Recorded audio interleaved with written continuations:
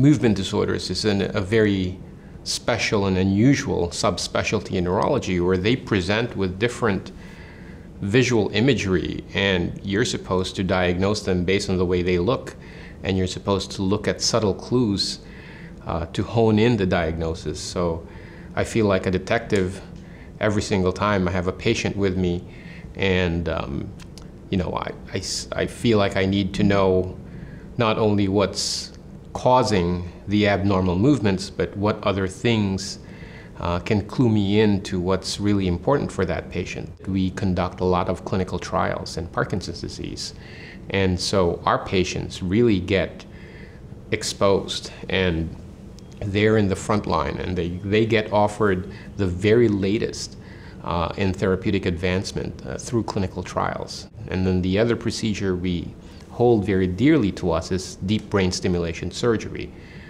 That is far and away really a life-changing procedure that we've been offering. It's not uncommon in the beginning, that the patient, he or she, they're shaking like a leaf and really having a very coarse and gross tremor.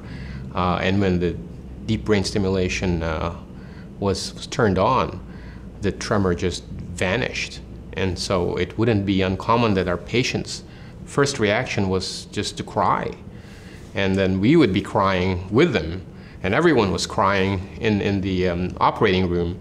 And I always tell my patients, the reason why I have this much or this many drugs to offer you today is because 5 years ago, your neighbor, your friend, or someone you may or may not know volunteered to be in a clinical trial.